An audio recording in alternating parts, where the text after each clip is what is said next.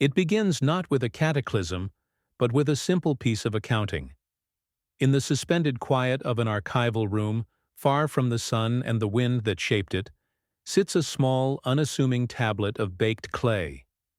It is a thing of perfect mundanity, no larger than a human hand, covered in the dense, wedge-shaped script of a world that has long since turned to dust. There is no gold here, no lapis lazuli, no grand pronouncement of a king's victory. There is only the dry, earthy scent of fired mud and the immense, silent weight of millennia. This is where the story truly starts. Not in a temple, but in a ledger. A single entry in a forgotten database, waiting in the low light for a specific kind of attention. A specific kind of quiet that allows the oldest voices to be heard, not as thunder, but as the patient, persistent scratching of a stylus on wet clay. The hands that handle it now are gloved, moving with a reverence born of understanding its fragility. Years of patient work are distilled in this single moment of contact.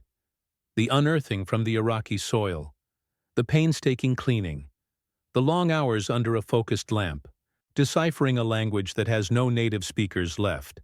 The process is one of archaeology, but it is also one of profound intimacy. To read these marks is to place one's mind directly into the mind of the scribe who made them 4,000 years ago.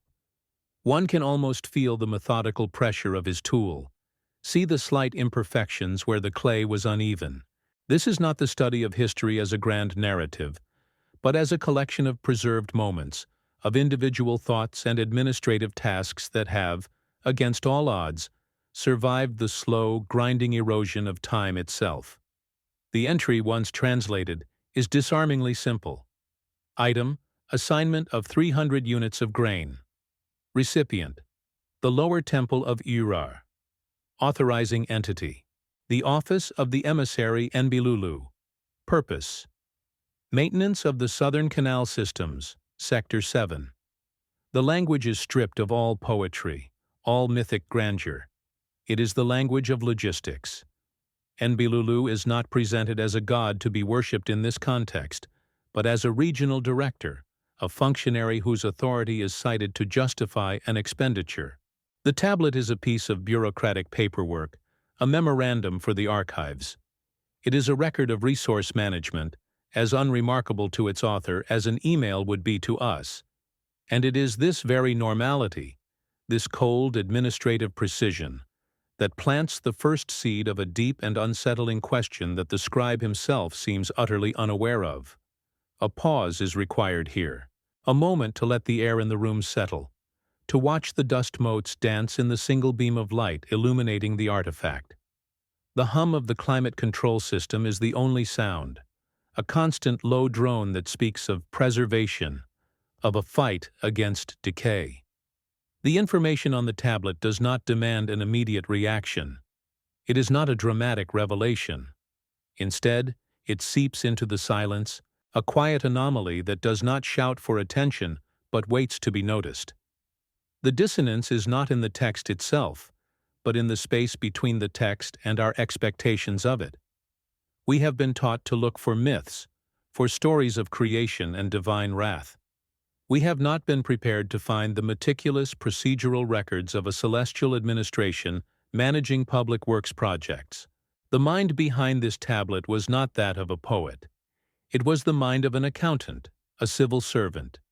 The scribe, as an archetype, is a constant, spectral presence in these archives. His defining characteristic is a profound lack of imagination, or rather, a deliberate suppression of it in favor of accuracy. He records what is, not what could be.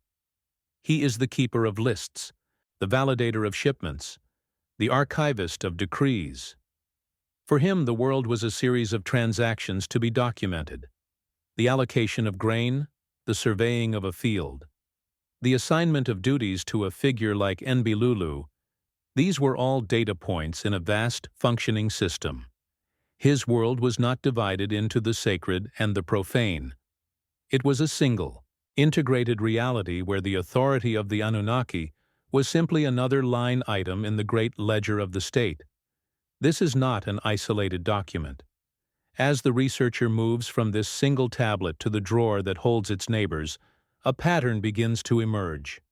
Another tablet from the archives of Eridu details the territorial boundaries assigned to a different entity, this one overseeing mineral extraction in the eastern mountains. A third, from Nippur, is a copy of a decree outlining the specific protocols for communication between human foremen and their Anunnaki overseers. Tablet after tablet, the language remains the same, formal, technical, devoid of allegory. They are not hymns, they are operational manuals. They are not myths, they are memos. The sheer volume of this administrative material begins to build a case, not through argument, but through overwhelming repetitive evidence. A bureaucracy so vast and so detailed that it could only be documenting a reality. We are now looking at the architecture of a system. The quiet archive room transforms into a window onto a civilization organized with a logic that is both deeply familiar and profoundly alien. The rows of climate-controlled shelving, each holding hundreds of these small clay records, become a library of governance. This is the raw data of a society. The names we associate with pantheons and creation stories, Enlil, Enki, Inanna, appear here not as gods to be placated, but as executives on an organizational chart, their names attached to specific projects, jurisdictions, and reports. The silence of the room seems to amplify the methodical, relentless hum of this ancient machine, a machine for organization and control, whose gears are still visible to us through the meticulous records it left behind. The disturbance solidifies here, in this quiet space. It is the growing realization that the stories we have inherited may be a profound misinterpretation of the original data. We have created a category called mythology to house these accounts, a safe place for stories that sit outside our understanding of history. But the scribe who wrote these tablets did not believe he was writing myths. He was filing a report. He was documenting the chain of command. The language he used, the format he followed, the very medium he chose, all point to a man engaged in the act of recording a concrete, operational reality. The question that hangs in the air is no longer about the content of a single tablet, but about the very foundation of our historical categories. What if the ledger is the primary text, and the epic poem is merely a later, distorted echo? One must remain with this thought for a moment, to feel its weight. The instinct is to seek a simple explanation, to file this anomaly away under a known heading. But the evidence resists.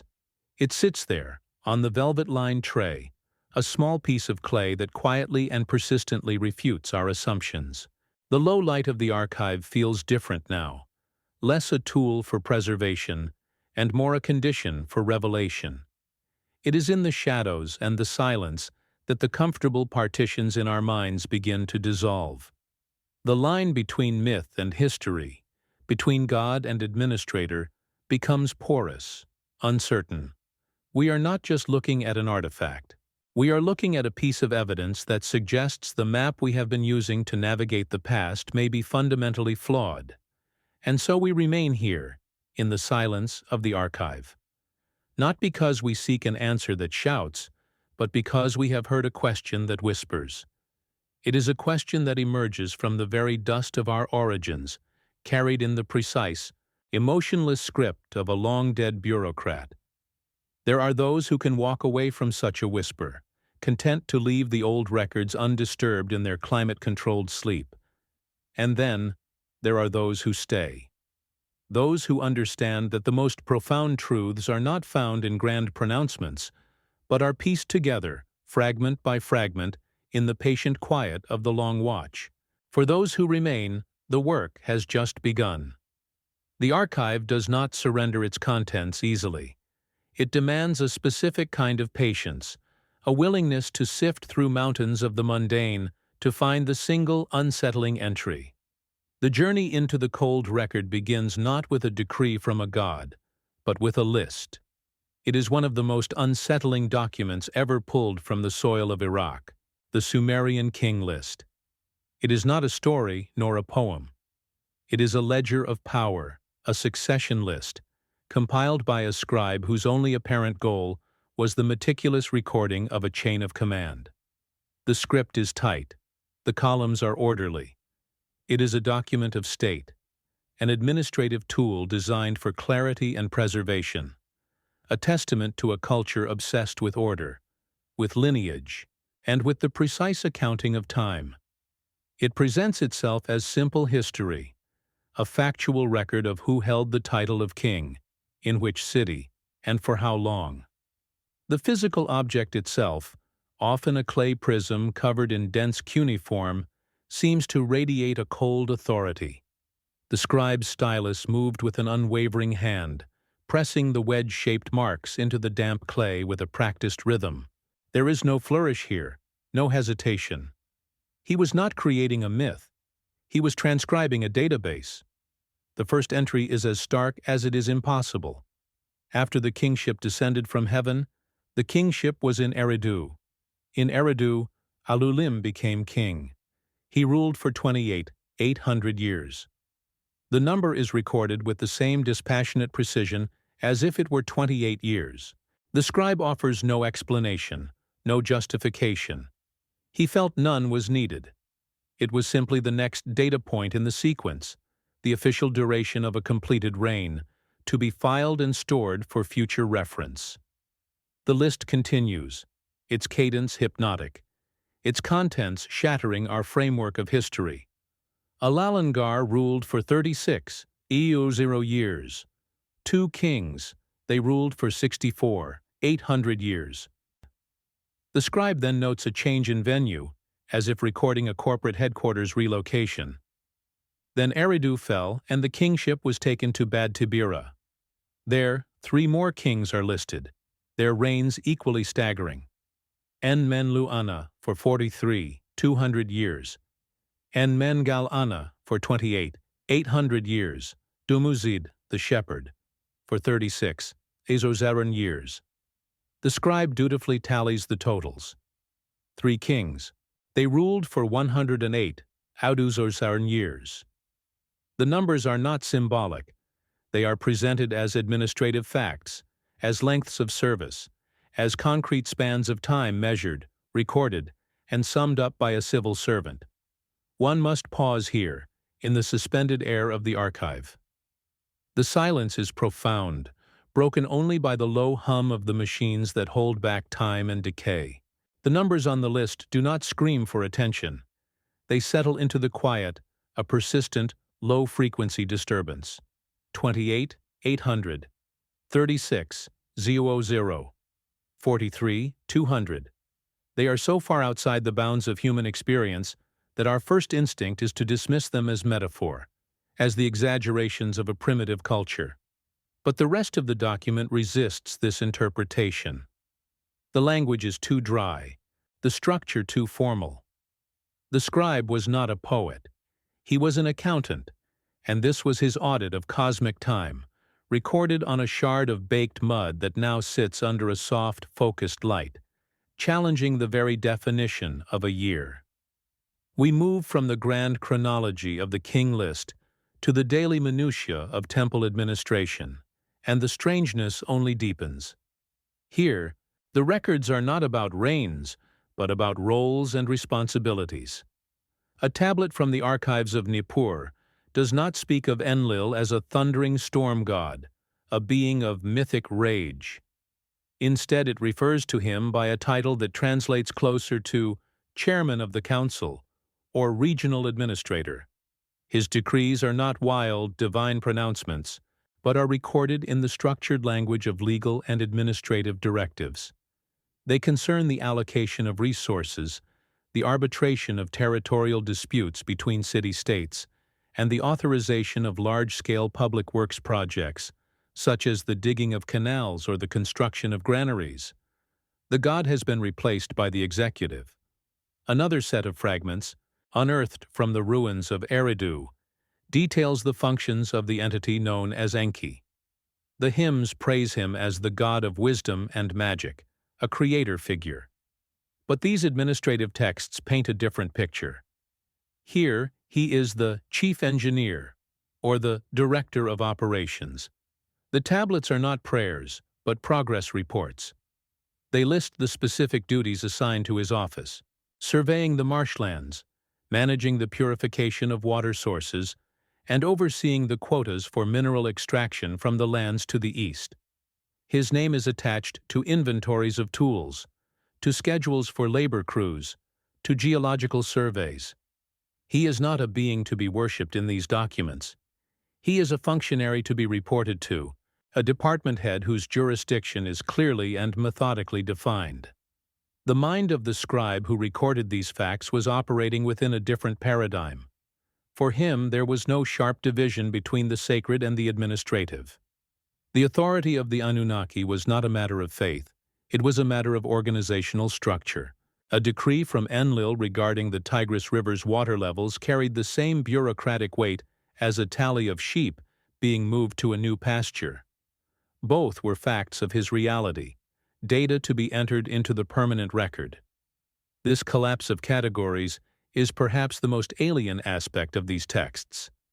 They document a world where the divine was not a separate ethereal realm, but a tangible, functioning, and highly organized upper tier of government. We see this reflected in the very medium of the cuneiform script. It is a system built for efficiency, for data compression. Its wedge-shaped impressions are not designed for elegant curves or artistic expression. They are designed for the rapid and accurate recording of information. It is the script of a bureaucrat, a log keeper, a quartermaster. The tool itself speaks of its purpose. These were not scribes composing epic sagas for future generations to marvel at. They were employees filling out paperwork, creating a paper trail, ensuring that every transaction, every directive, and every allocation was accounted for. The medium is the message, and the message is one of cold, hard logistics. This was a civilization run on data. The records become even more granular, moving from high-level administration to what can only be described as operational manuals. One tablet, badly fragmented, appears to lay out the specific protocols for communication between human foremen and their Anunnaki overseers. It details the correct terminology to be used in reports, the required frequency of updates, and the proper channels for escalating issues that arise during a construction project. It is not a text about religious observance. It is a corporate policy document, a guide to navigating the chain of command. The level of detail is perplexing, seeming utterly unnecessary if these figures were merely symbolic representations of natural forces. One does not write a technical manual for interacting with a metaphor. Perhaps this is a moment to simply notice the silence in the room where you are, to mark the time on the clock, the quality of the light filtering through the window. For that is what the scribe was doing, marking a moment, recording a present that has now become impossibly past. He was a witness, and his testimony, stripped of all emotion, now asks us to become witnesses as well, to sit with the uncomfortable reality of his records, not to judge them or explain them away, but simply to see them for what they are, a meticulous account of a world that should not have existed. This act of quiet observation, of marking one's own time and place, is a small echo of his ancient work. The technical precision continues into the realm of the cosmos. There are tablets that chart the movements of the planets and stars, but their language is not that of omen and prophecy. They read like navigational charts, like celestial timetables. The cycles of Venus are not interpreted as signs of favor or wrath from the goddess Inanna. They are recorded as predictable, mathematical events, logged with the same detachment as an accountant noting the due date of a loan. The sky in these documents is not a canvas for mythology. It is a clockwork mechanism, a system to be understood, calculated and used for practical purposes like calendar making and long-range travel. The universe they describe is not enchanted. It is operational. This worldview, so ruthlessly pragmatic, is what makes the impossible numbers and titles so difficult to dismiss. The same scribe who could calculate the synodic period of a planet to a high degree of accuracy is the one who records a king's reign as lasting for 36,000 years. The two statements are delivered in the same tone, recorded with the same hand, on the same piece of clay. He saw no contradiction between them. This forces us into an uncomfortable position. We cannot simply pick and choose which parts of his testimony to believe. We cannot accept his mathematical genius while dismissing his historical record as fantasy. The archive demands to be treated as a whole, a single integrated data set from a coherent, if utterly alien, mind. We find this precision in records of civil engineering as well. A tablet might detail the schematics for a ziggurat, but the text is not a hymn about a stairway to heaven. It is a list of materials, a sequence of construction steps, and a series of precise architectural measurements given in cubits. It is a blueprint. Another document outlines the exact dimensions of a canal to be dug, the slope of its banks, the number of laborers required, and the expected flow rate of the water. These are the notes of a project manager, the calculations of an engineer. The projects are dedicated to a specific Anunnaki figure, but that name functions less as a divine patron and more as the client for whom the work is being done. Imagine the researcher, late at night, a single lamp illuminating the tablet. Their gloved finger traces the lines of a map carved into the clay, a property deed. It describes a tract of land, using a river and a distant mountain as boundary markers. The places are recognizable. The river is the Euphrates. The mountain is in the Zagros range. The geography is real. But the document states that this land, this very real piece of Mesopotamia, has been formally assigned to the jurisdiction of the goddess Inanna by the High Council at Nippur. The language is legal, not religious. It is a title transfer, a zoning ordinance. Every element of the document is grounded and familiar, except for the identity of the recipient. The cumulative weight of these thousands of tablets begins to create a picture, not through narrative, but through the sheer density of interconnected administrative data. We are not looking at a collection of stories. We are looking at the fossilized remains of a bureaucracy. A list of grain rations for workers at a temple in Ur. A receipt for a shipment of copper from a territory administered by Enki. A legal ruling on a water rights dispute, signed with the seal of an Anunnaki vizier. Each tablet is a small, cold piece of a vast, interlocking system of governance that managed resources, directed labor, and administered territory with a relentless, procedural logic. The deep and growing strangeness of Act 2 lies in this very mundanity. A myth can be beautiful, a poem can be inspiring, but a stack of paperwork is simply real. The scribes of Sumer and Akkad did not leave us a grand, heroic saga of their gods. They left us their filing cabinets. They left us receipts, memos, legal codes, policy manuals, and astronomical tables. They left us the overwhelming, tedious, and meticulously organized evidence of a world where beings of immense power and longevity were not objects of distant worship, but were the active, present, and documented heads of a global administration. This is the cold record. It is the raw data, presented without interpretation. The scribe did not feel the need to explain how a king could rule for 800 years, any more than a modern clerk feels the need to explain the physics behind the computer he uses to enter data. It was simply the reality he was tasked with recording. The evidence does not ask for belief. It sits in the quiet of the archive, under the low light, and waits. It waits for us to move past our own categories, to set aside the comfortable distinction between myth and history, and to confront the profound and unsettling possibility that the oldest records of human civilization are not the stories we have been telling ourselves. The consistency of the record is its most challenging feature. From city to city, from century to century, the basic framework remains the same. The titles are consistent. The jurisdictions are clear. The language of administration is uniform. This is not the wild, branching growth of folklore. This is the rigid, structured output of a standardized system. The records point not to a shared dream, but to a shared reality. And a system so well documented, so vast, and so long-lasting must have a history.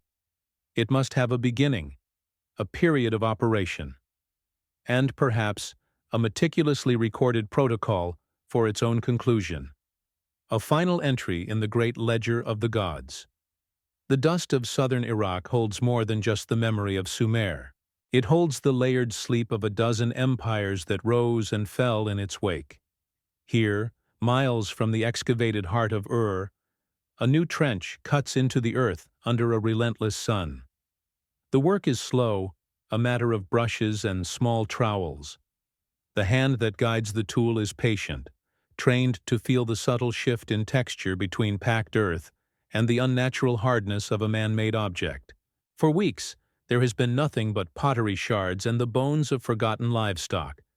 Then, the corner of something flat and inscribed emerges, not from the deep strata of the third millennium, but from a layer thousands of years younger, belonging to a culture that history tells us had no direct memory of the Anunnaki administrators. The object, once cleaned and brought into the low, steady light of the field tent, is not clay.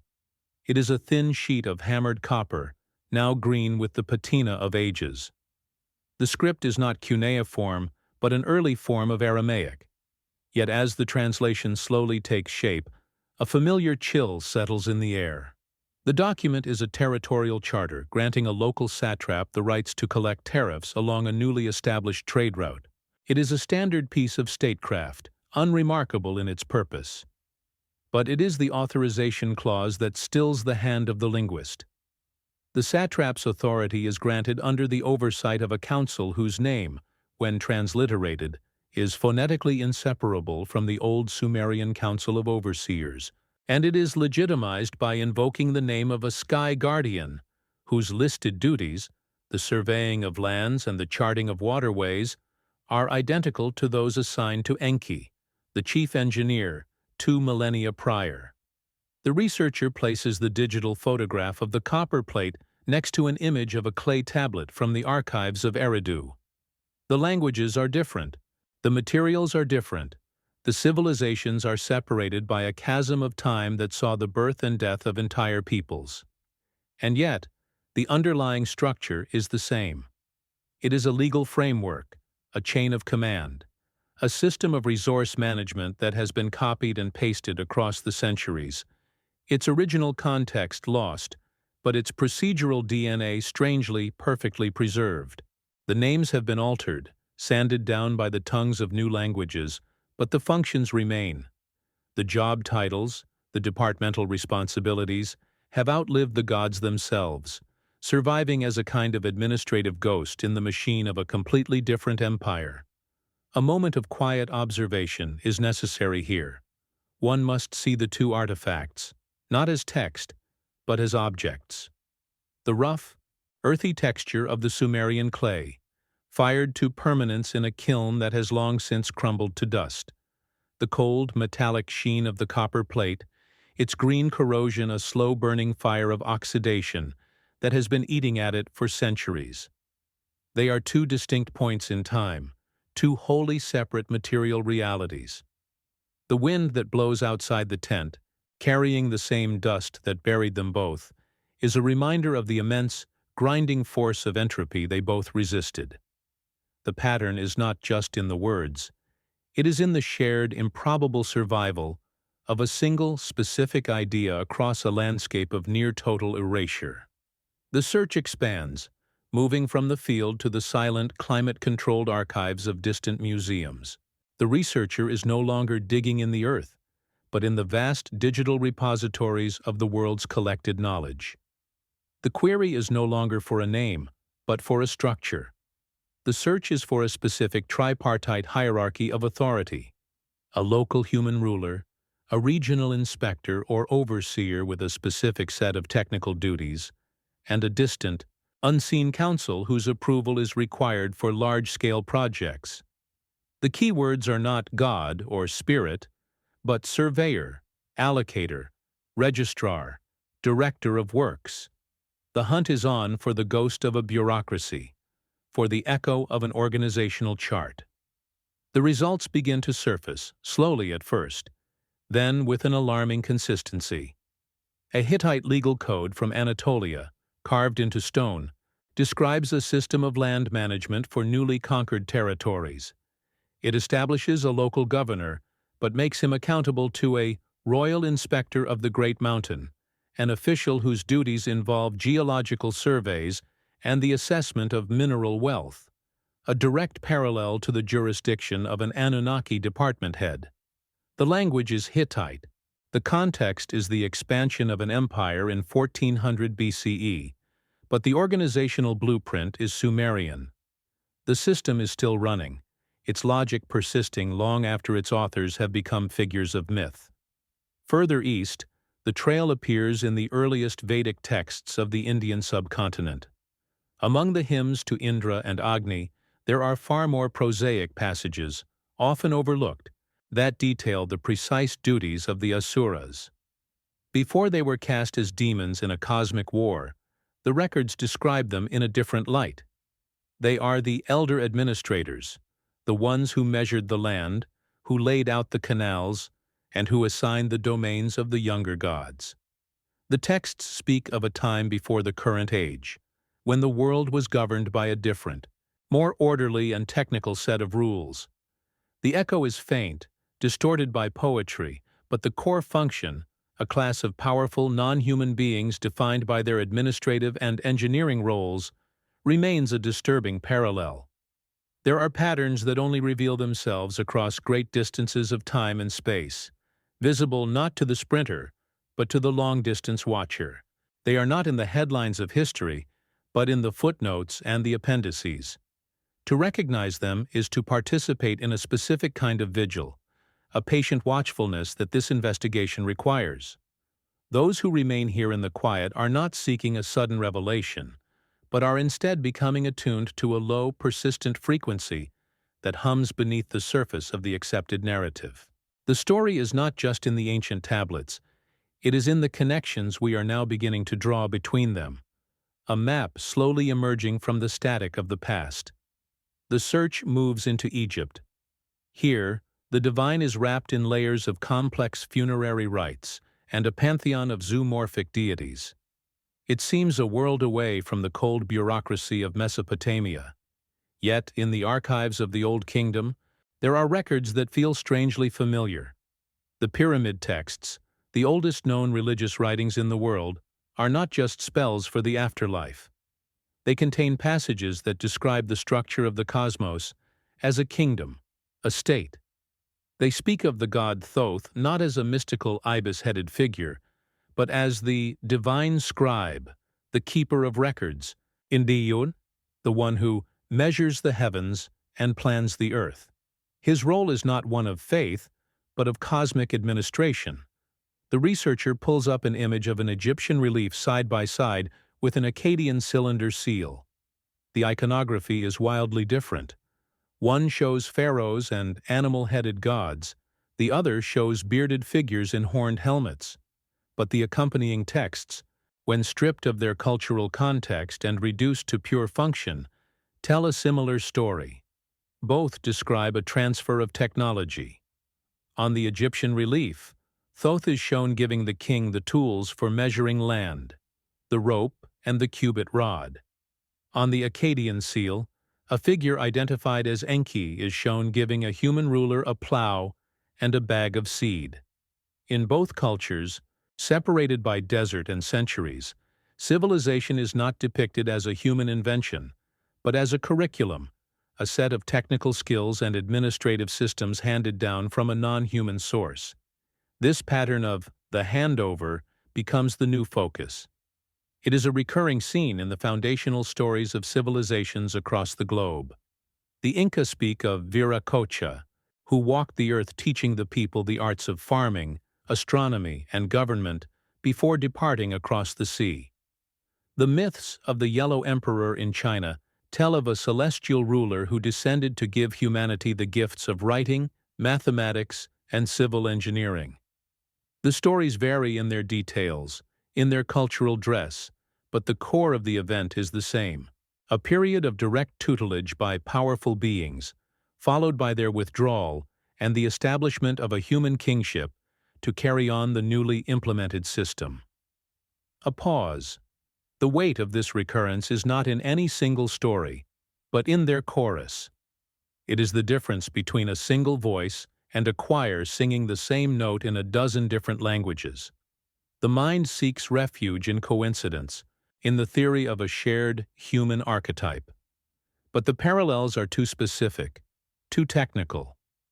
It is one thing for different cultures to invent a myth about a creator god. It is another for them to independently invent a myth about a creator god whose primary function was to introduce standardized weights and measures, and to establish a centralized system for grain storage and distribution. The first is myth. The second is a strangely specific memory of an economic policy. The pattern is not just one of content, but of omission. In all these accounts, the teachers are described by their functions, their actions, their gifts. But their nature, their origin, their ultimate purpose remains a profound and consistent blank. They arrive, they organize, they teach, and they leave. The scribes and storytellers who recorded these events seem to have no more insight into the why than the Sumerian accountant who logged the grain shipments for Enbilulu. They were simply documenting the operational reality of their time, the system they had been given, without any need to explain its source. The silence, the absence of a grander explanation, is itself part of the replicated pattern. The researcher begins to map these occurrences not on a timeline, but on a globe. A point in Mesopotamia, a point in Anatolia, a point in the Nile Valley, a point in the Indus Valley, a point in the Andes, a point along the Yellow River. The points are separated by impassable mountains, by vast oceans, by millennia of time. In the ancient world, they should have been isolated islands of cultural development. Yet, the map now shows them as nodes in a network, each one running a variation of the same core operating system, a shared blueprint for civilization that appears to have been installed, piece by piece, across the planet. The evidence suggests a process that is too structured to be accidental, too consistent to be the result of independent invention. It does not feel like the slow, messy, organic growth of human culture. It feels like a deployment, a planned, systematic rollout of a standardized model of social organization. The tools were different: cuneiform on clay, hieroglyphs on stone, quipu knots on strings, but the underlying logic of administration, of hierarchy, of resource management was the same.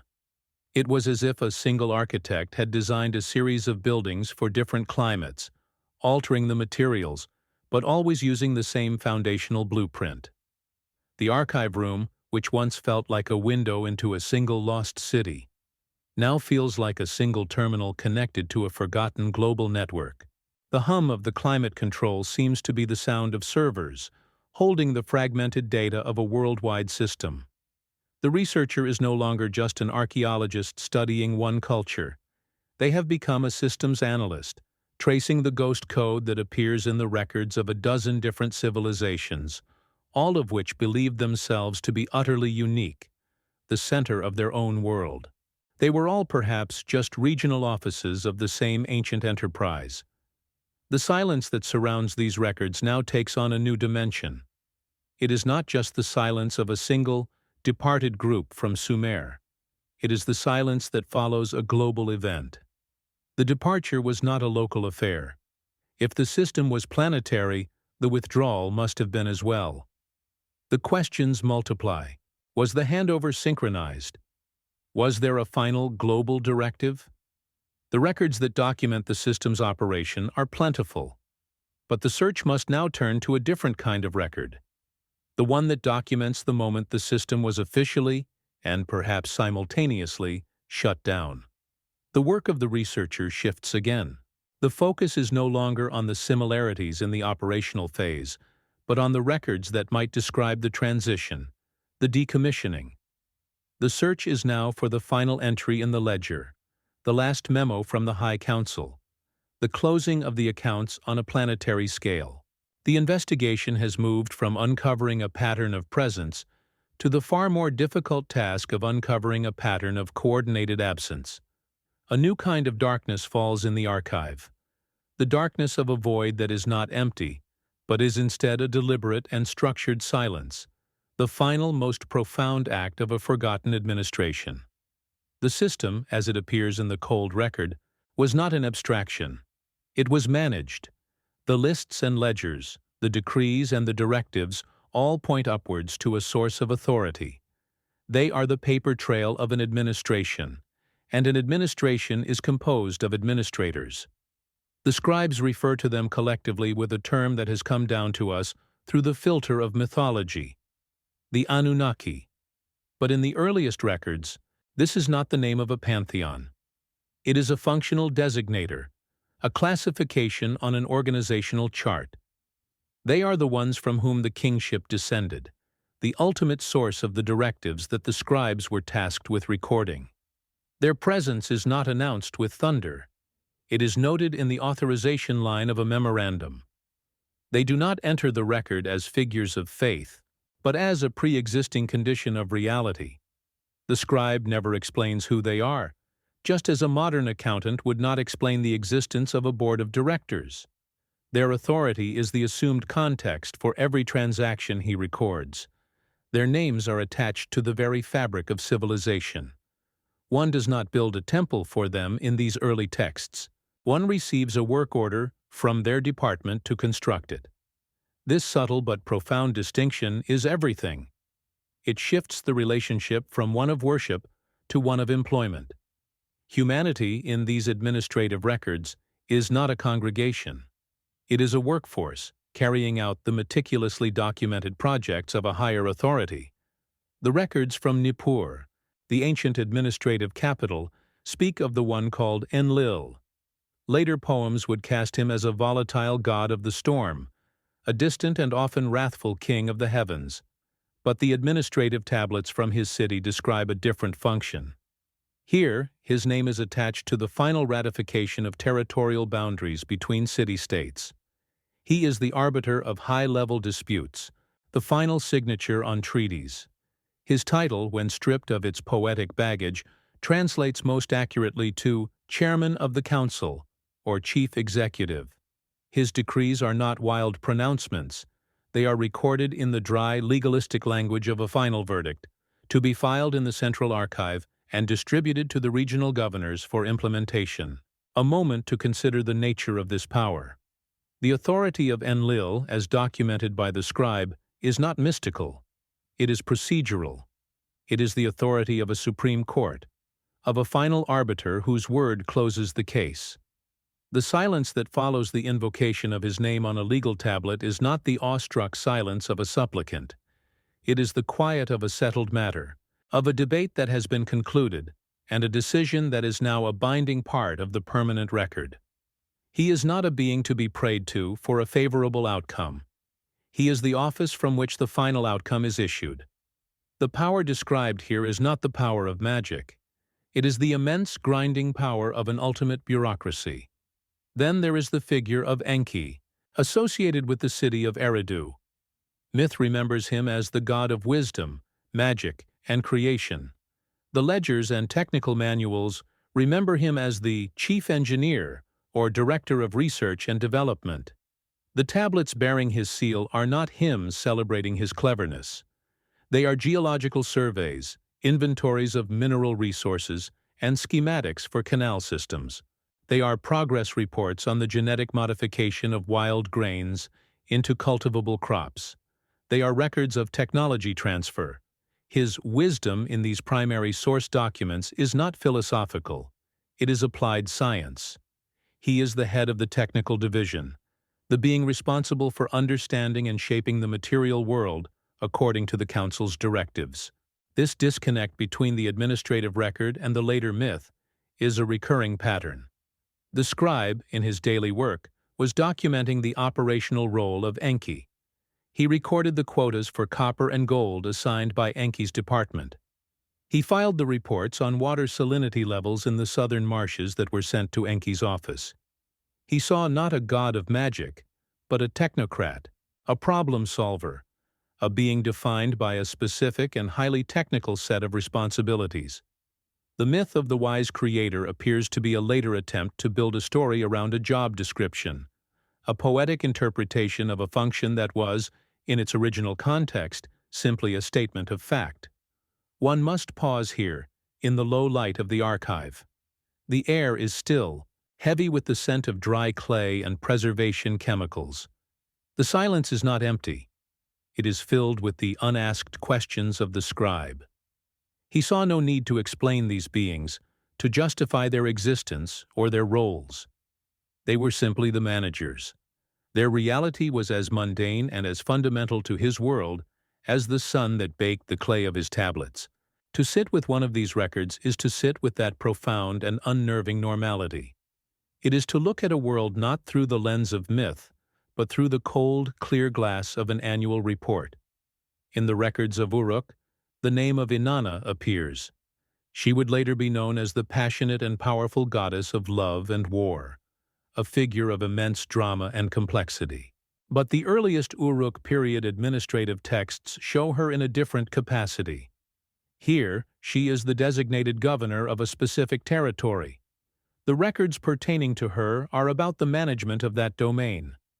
They are ledgers of the city's grain stores, trade agreements for the importation of lapis lazuli, and deeds of land assigned to the temple complex under her direct authority. The scribe records her not as a force of nature, but as a landowner, a CEO, the administrator responsible for the economic and strategic well-being of a major city-state. The contrast is stark. The goddess of the epic poems is a being of chaotic, personal desires. The administrator of the Uruk ledgers is a being of systematic, impersonal efficiency. One tablet, a simple receipt, acknowledges the transfer of a herd of sheep from a rural shepherd to the central temple granary, an institution listed as being under the direct management of Inanna's office. The scribe who recorded this transaction was not documenting an act of religious devotion. He was closing out a work order, updating an inventory log. For him, Inanna was not a symbol of cosmic forces. She was the name on the door of the head office. These individuals did not act alone. The records frequently refer to a collective body, an assembly of the great Anunnaki, which convened to decide on matters of the highest importance. The language used to describe these meetings is not that of a divine gathering on a cloud-swept peak. It is the language of a corporate board meeting or a parliamentary session. The texts speak of motions being brought forward, of debates, and of final votes being cast and recorded. The creation of humanity, in one such text, is not a magical act of a single creator, but is framed as a solution to a labor problem. A proposal brought before the council by Enki, and approved after considerable discussion regarding its potential consequences. The function of this council seems to have been strategic planning and ultimate oversight. It was this body that assigned the jurisdictions to individual Anunnaki like Enlil and Enki. It was this body that authorized large-scale planetary engineering projects, such as diverting rivers, or in one unsettling text, authorizing the cleansing of the earth by a great flood. The decisions are presented not as the whimsical acts of gods, but as calculated, often ruthless, administrative solutions to perceived problems. The scribe records these events with the same dispassionate tone he uses for a grain receipt. It is simply a higher level of administration at work. Furthermore, these beings are consistently placed in specific physical locations on Earth. Enlil's command center was the city of Nippur. Enki's base of operations was Eridu. The texts do not describe them as residing in some distant ethereal heaven. Their headquarters, their great houses, are described as tangible structures at the heart of the Sumerian city-states. They were not distant landlords. They were a resident governing body. The link between the Anunnaki and a specific city was not one of symbolic patronage. It was a physical address, a known location for the regional administrative office. This grounded, physical presence is perhaps the most difficult aspect to reconcile with our concept of gods. A deity in the sky is an object of faith. An executive in a known city, whose decrees are carried by messengers and filed in a local archive, is an object of governance. The relationship described in these administrative texts is not one between humanity and the divine. It is the relationship between a local population and a powerful, physically present, and highly organized group of overseers whose origins are never questioned and whose authority is absolute. The scribe's hand never trembles. In the thousands of tablets that document the day-to-day running of this system, there is a profound lack of awe.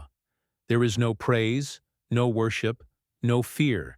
The names of the Anunnaki are recorded with the same methodical precision as the numbers for crop yields or the dimensions of a canal. This emotional neutrality is deafening.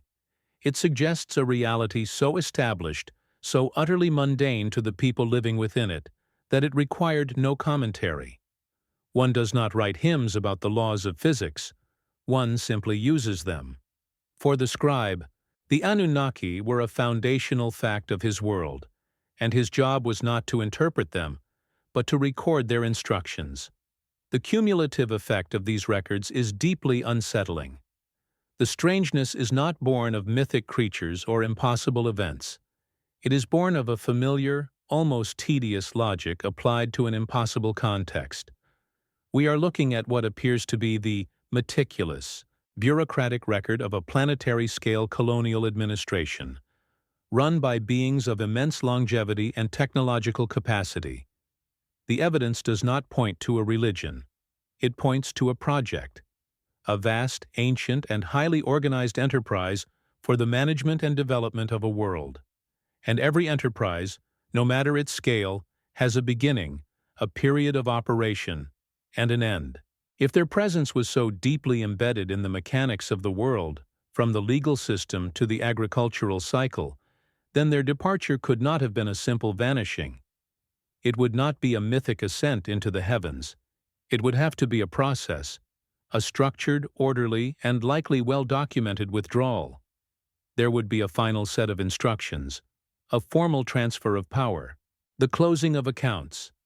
The search must now turn from the records of their administration to the far more elusive records of its termination. The final entry in the great ledger must exist, even if only in fragments. The work of the archaeologist is a conversation with time, and time speaks in layers of soil. In the great tells of the Near East, each stratum is a sentence in a story that spans millennia. The dark, rich earth of a settlement, filled with the debris of life, pottery, bone, carbon, is followed by the lighter, sterile band of a period of abandonment. Then another dark layer, another settlement. The story is read downwards, from the present into the deep past, a descent through the accumulated sleep of civilizations. But sometimes the conversation breaks. The sequence is violated. The archaeologist's trowel, scraping away the dust of the second millennium, finds not the expected layer of the third, but a stark, unnatural line. A layer of ash and vitrified earth, thin as a knife's edge, that speaks not of slow decay, but of a sudden, violent finality. Beneath this burn line, the artifacts are different. The pottery styles, the architectural footprints, the very language on the few surviving tablets. They belong to an older, more orderly world. Above it, after a thick layer of wind-blown sand that represents centuries of silence, a new culture begins, hesitant and disconnected from what came before.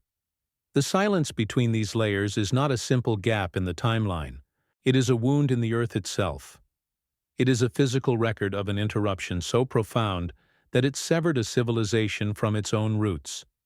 The researcher, kneeling in the trench under a white sun, touches this line with a gloved finger.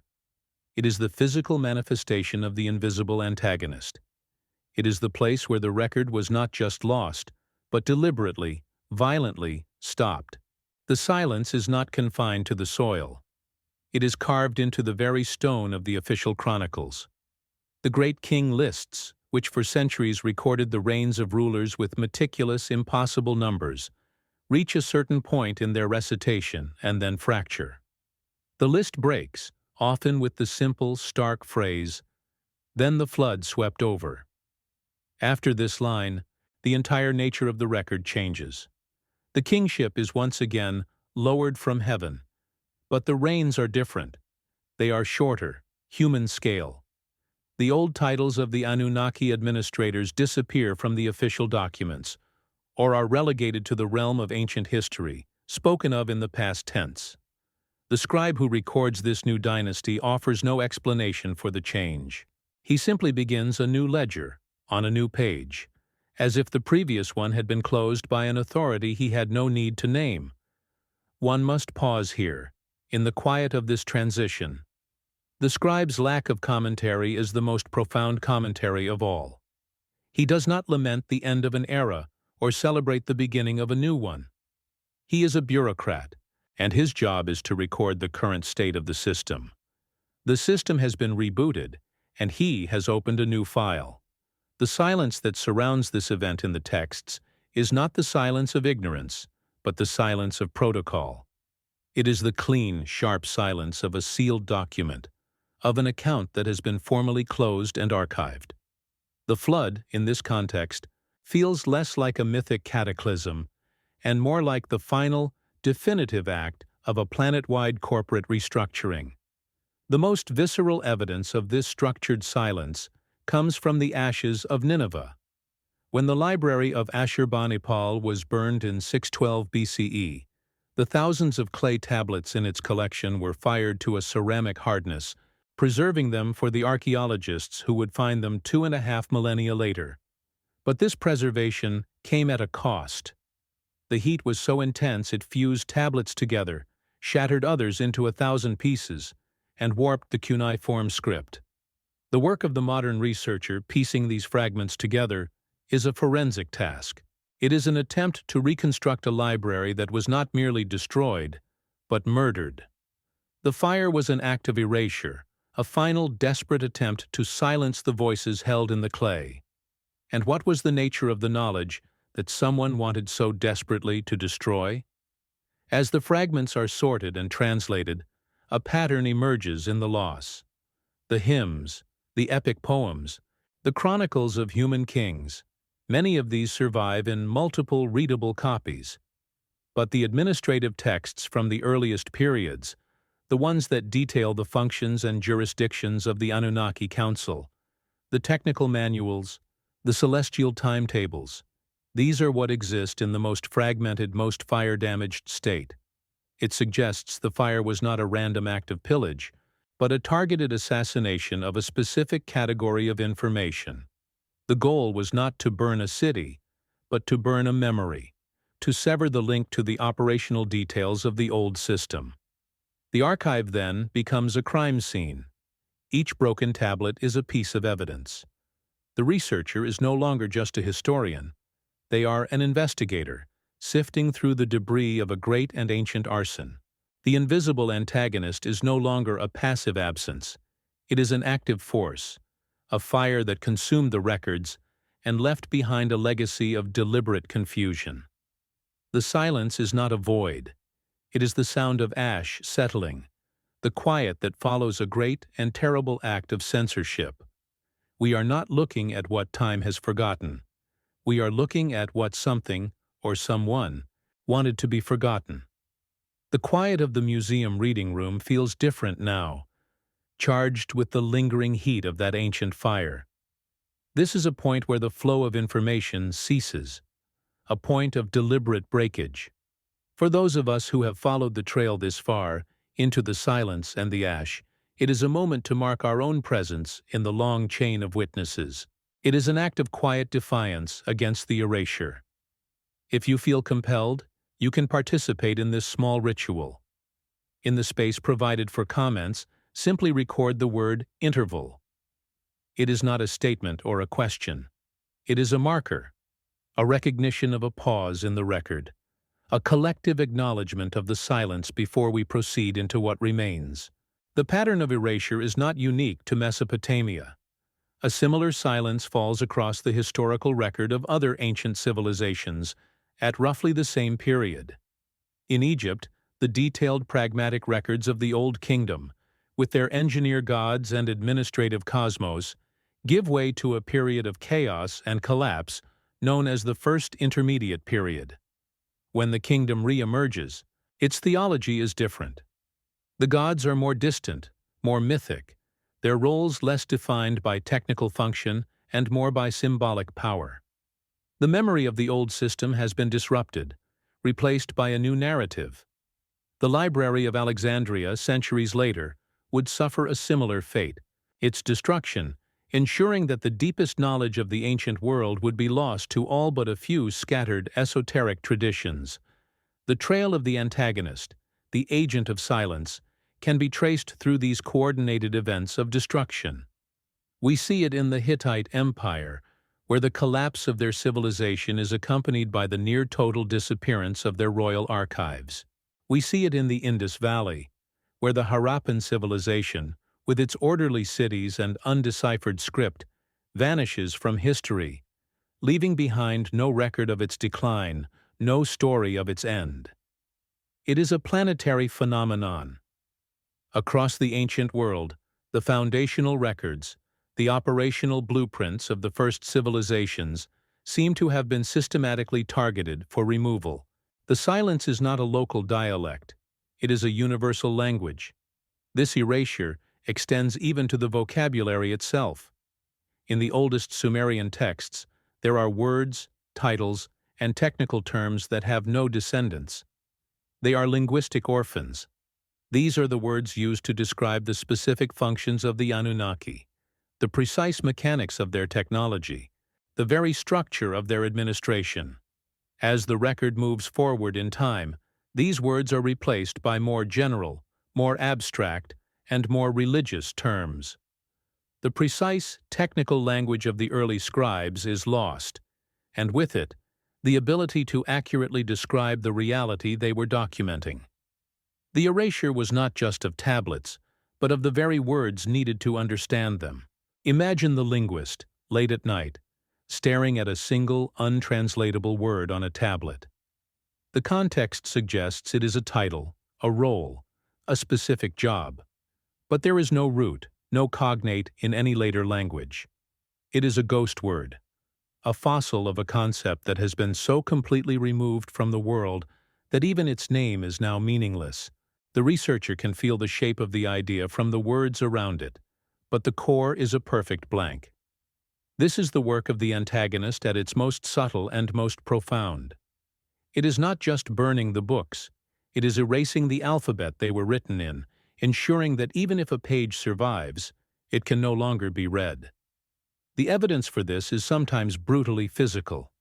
On some tablets, the name or title of an early Anunnaki figure has been visibly scraped away, the clay gouged out by a later scribe's stylus while it was still damp, or painstakingly abraded after it was fired. This is not the work of time or accident. It is a deliberate manual redaction. An ancient censor has been here, editing the past, removing a name from the record with a physical act of violence. The empty space on the tablet is louder than any word that could be written there.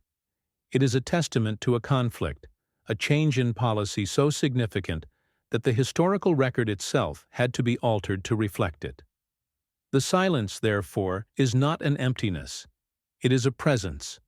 It is a carefully constructed void, a negative space that has been intentionally carved out of the historical record. The investigation is no longer about finding the next piece of evidence, but about mapping the precise boundaries of this void.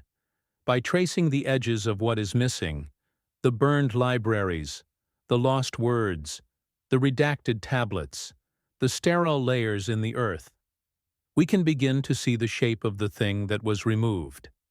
The antagonist has, through its very thoroughness, left behind a perfect silhouette of its victim. The wind that blows across the ruins of Eridu today carries the same sand that buried its temples. It is a slow, patient, and mindless agent of entropy. It fills the cracks in the walls, smooths the edges of the baked bricks, and slowly, grain by grain, pulls the works of man back into the featureless landscape. This is the natural silence of time, the gentle, indifferent erasure of all things. But it feels fundamentally different from the sharp, violent, and intelligent silence that we find in the heart of the archive. One is the work of entropy. The other is the work of an agenda. The deeper we look into this structured absence, the more unsettling the implication becomes.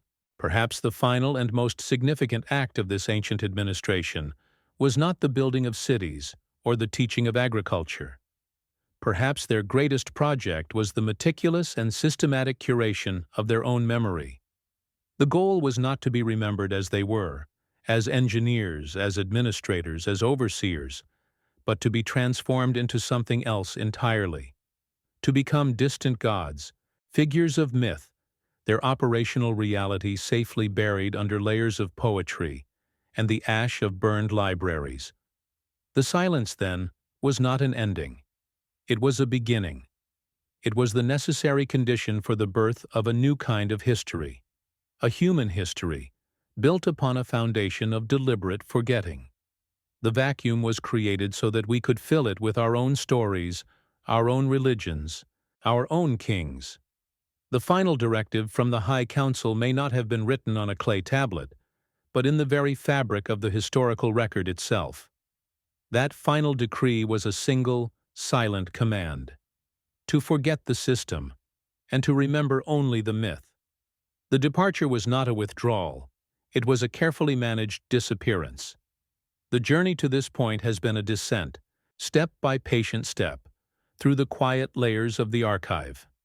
It began with a single, unassuming piece of accounting, a ledger entry on a shard of baked clay. From there, it expanded into a vast, documented system of administration, a bureaucracy so detailed and pragmatic that it defied our categories of myth. We followed the echoes of this system across the globe, a standardized blueprint for civilization appearing in the records of disparate and disconnected cultures. We saw the beings who ran this system not as gods, but as executives, engineers, and governors. And then we encountered the silence, the deliberate and violent erasure of the record, a fire that left behind not just ash, but a carefully sculpted void. We have not been following a story. We have been tracing the outline of a single, coherent, and planetary-scale event. We must return to the cold, administrative language of the scribe. In the king lists, the line that separates one world from the next is delivered with his characteristic lack of emotion. After listing the impossibly long reigns of the antediluvian rulers, the record simply states, "Then the flood swept over." It is not presented as a moral judgment or a divine punishment. It is recorded as a chronological marker, an event that closes one chapter of the ledger and necessitates the opening of another. The scribe treats the greatest cataclysm in our memory as a line item, the end of a fiscal period. This dispassionate entry is perhaps the most unsettling record of all, for it suggests the event was not a catastrophe, but a procedure, a scheduled and documented termination of the existing order. A pause is required to feel the weight of that simple sentence. The scribe, whose world was defined by the continuity of the record, by the unbroken chain of command stretching back into the mists of time, records the severing of that chain with the same hand he used to tally shipments of barley. There is no tremor in the script, no hint of chaos or despair. There is only the calm, methodical act of documentation. This profound normality in the face of an absolute rupture suggests he was not a victim of the event, but merely a witness to its execution. He was recording the final directive of an administration that had the power to edit the world itself, and his job was simply to note that the edit had been completed as planned. If the flood was a metaphor for a system-wide shutdown, then the records of what came next become a blueprint for the replacement. The king list continues, after the break, with another procedural statement. After the flood had swept over, and the kingship had descended from heaven, the kingship was in Kish. The sequence is explicit. First, the slate is wiped clean. Then, a new form of governance is installed. This is not the organic, chaotic rise of a new power structure from the ruins. It is described as an orderly transfer, a descent of authority from the same source that had held it before. The language is not of revolution, but of a planned succession, a deliberate handover from one model of management to the next. Consider the silence that must have fallen over the world in that interval. The silence between the sweeping over of the flood and the descent of the new kingship. It is the silence of a great machine that has been shut down, its constant, low hum suddenly absent from the background of existence. The directives from the High Council cease. The regular inspections from the regional overseers no longer occur. The entire framework of administration, which had guided the development of civilization for millennia, is simply gone. This is the vacuum that the erasure was designed to protect, a silence so profound that it would compel humanity to build something new in its place, using only the fragmented memories of the system that had been taken away. The nature of this new system is the critical clue. The authority that descended from heaven was kingship. It was a model of governance based on a single human ruler, a proxy who would now stand in the place of the direct Anunnaki administrators. This king's legitimacy was not based on his technical expertise or his administrative skill, but on his supposed connection to the now absent gods. The new system was not a continuation of the old one. It was a simulation of it, run by human operators. It was a shift from direct, physical management to an indirect system of control based on ritual, belief, and a carefully curated and deliberately incomplete memory of the past. This is the implication that changes everything. What if the very concept of religion as we know it, the worship of distant, powerful gods who must be placated through ritual and prayer, is not an innate human impulse, but is instead a piece of social technology? What if it is a control system, designed and implemented at the moment of the handover to manage a population that was no longer under direct administrative oversight? The gods of our pantheons, in this light, become echoes. They are the distorted, poetic memories of the beings who once managed the world as a project, their job titles and departmental functions now transformed into myths of creation and divine wrath. The pattern of erasure now appears in a new light, not as an act of destruction, but as a necessary act of creation. To install the new operating system of belief, the old one, based on direct knowledge and interaction, had to be decommissioned. The administrative texts, the technical manuals, the organizational charts, these were not just records. They were a user interface to a different reality. Their destruction was essential to ensure that humanity would not try to reboot the old system, to re-establish contact with the previous administration. The silence was a firewall, erected between two distinct epochs of planetary management, and its purpose was to make us forget that we were ever employees. We are left looking at the foundations of our own world. The altar, the throne, the temple, the crown. Are these the symbols of a spiritual awakening, or are they the artifacts of a corporate rebranding?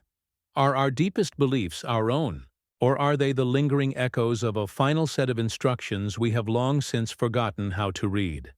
The implication is not that our history is a lie, but that it is an epilogue.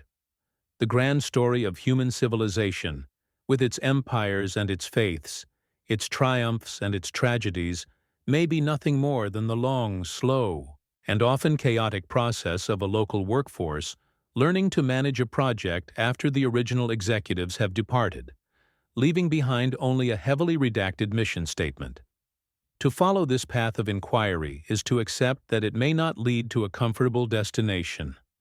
The records are too fragmented, the silence too profound, for easy answers. This is not a journey for those who require certainty. It is a vigil for those who can sit with the immense and unsettling questions that arise from the dust.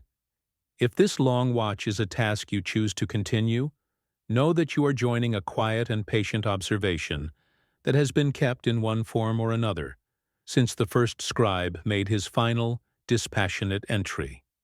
The archive is vast, and the work of understanding it has only just begun.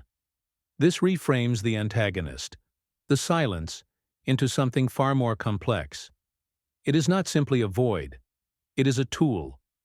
It is the space that was cleared to allow our present reality to be built. The burned library is not a tragedy. It is a foundation stone. The untranslatable word is not a failure of linguistics. It is a lock on a door that was never meant to be reopened. The entire apparatus of our known history, from the first human king to the last whispered prayer, may be unfolding within the carefully defined parameters of this engineered absence.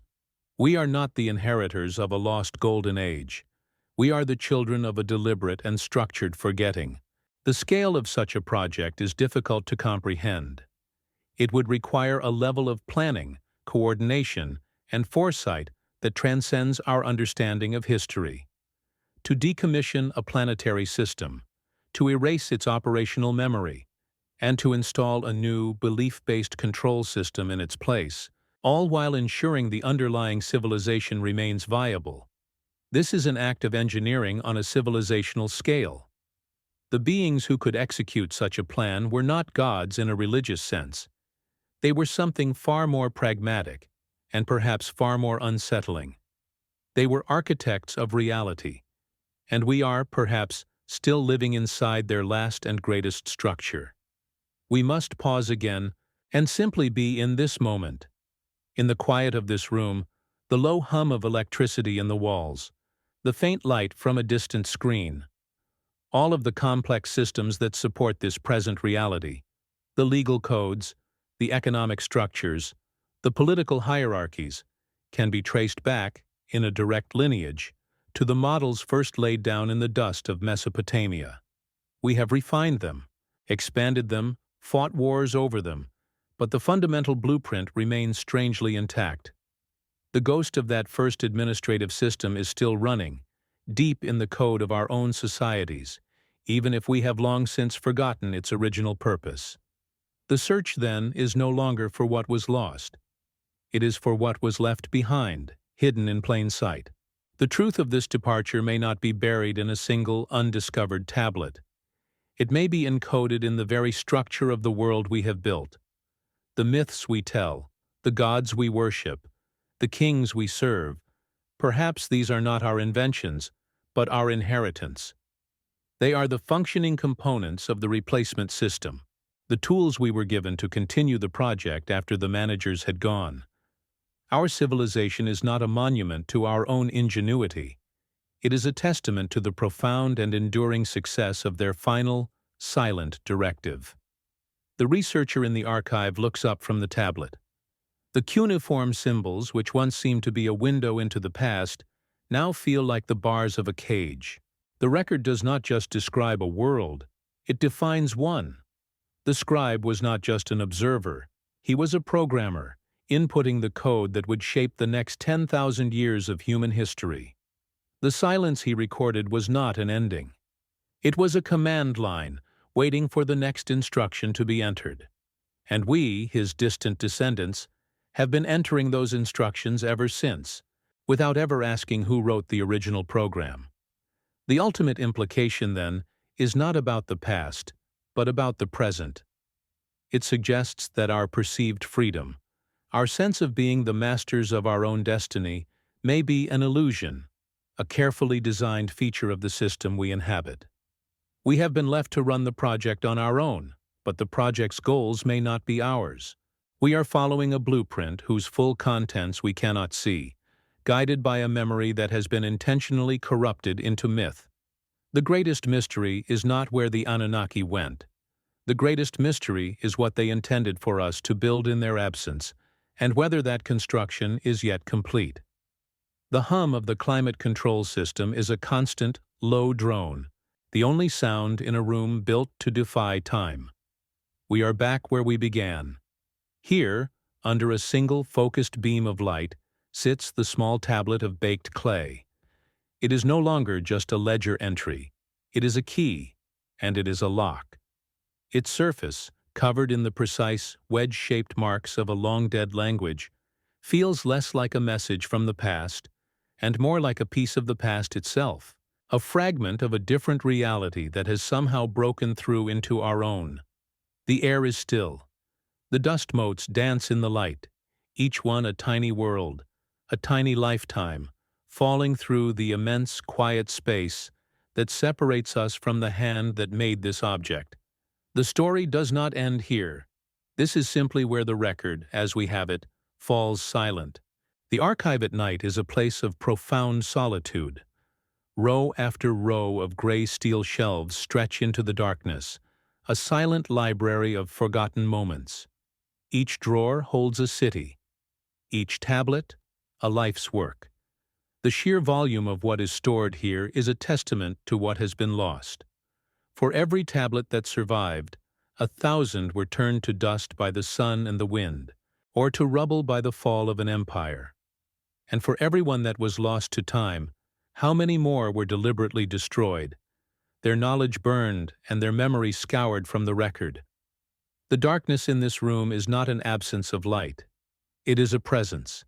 It is the accumulated weight of every question that cannot be answered, every name that can no longer be read. It is the invisible antagonist in its final, most patient form. The scribe did not know he was writing a final chapter. For him, it was just another day's accounting. The last mark he pressed into the wet clay was no different from the thousands that had come before it. He was a man of procedure, of continuity. He recorded the world as it was presented to him, a world governed by a system so vast and so ancient he likely could not conceive of its ending. Yet his hand was the one that recorded the break. His stylus was the one that drew the line between the age of the administrators and the age of human kings.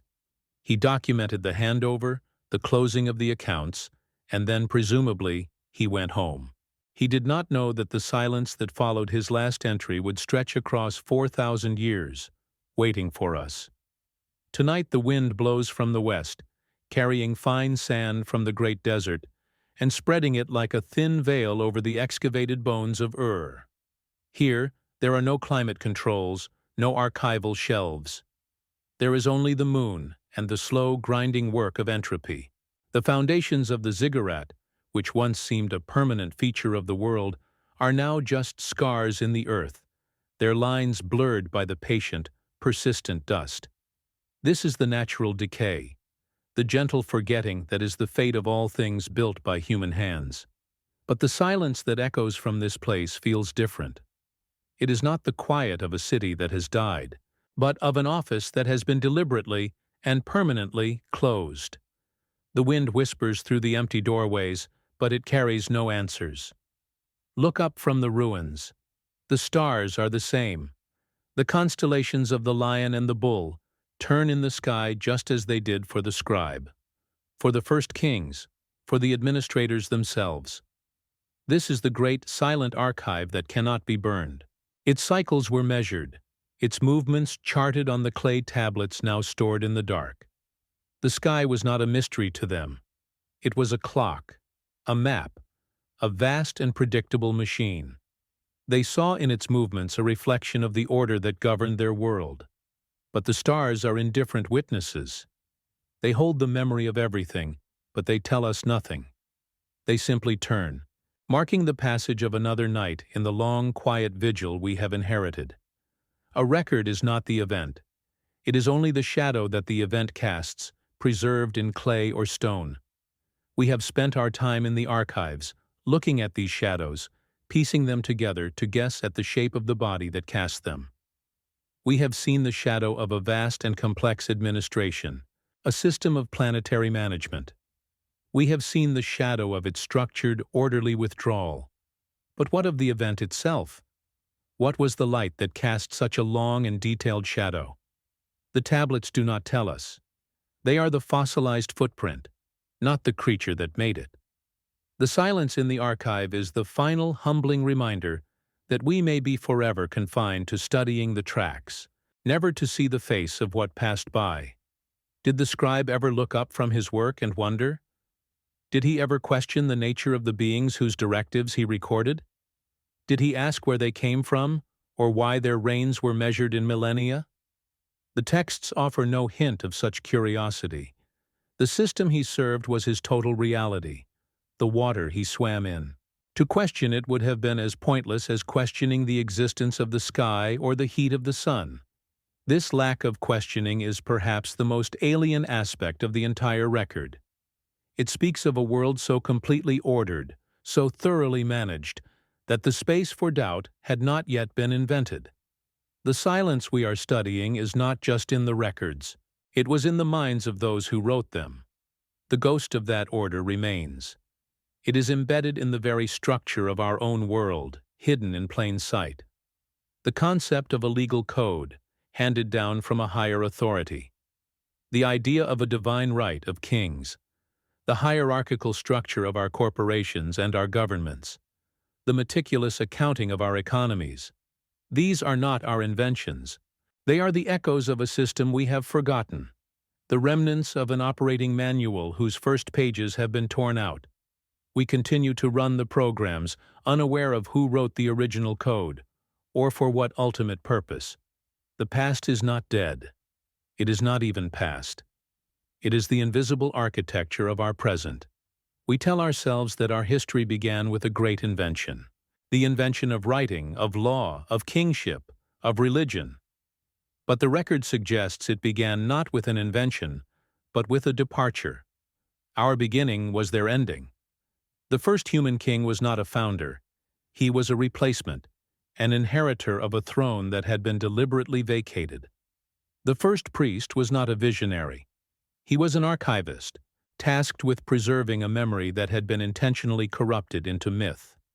Our civilization is not a tower we built from the ground up. It is a house we moved into after its previous occupants had packed their things and left, leaving behind only the furniture and a set of strange, incomprehensible instructions. The void they left behind was not empty. It was a space designed for us to grow into. The silence was not a flaw in the record. It was its final, most important feature. It was a boundary, a wall erected in time to ensure that we would develop on our own, guided only by the echoes and the myths they chose to leave us. We are the result of that great, ancient experiment. Our history is the story of what grows in a carefully prepared and structured absence. We are defined not by the knowledge we have, but by the specific and curated knowledge that was taken away. The shape of our world is the shape of that void. The researcher switches off the lamp. The single beam of light vanishes, and the room is returned to the near total darkness.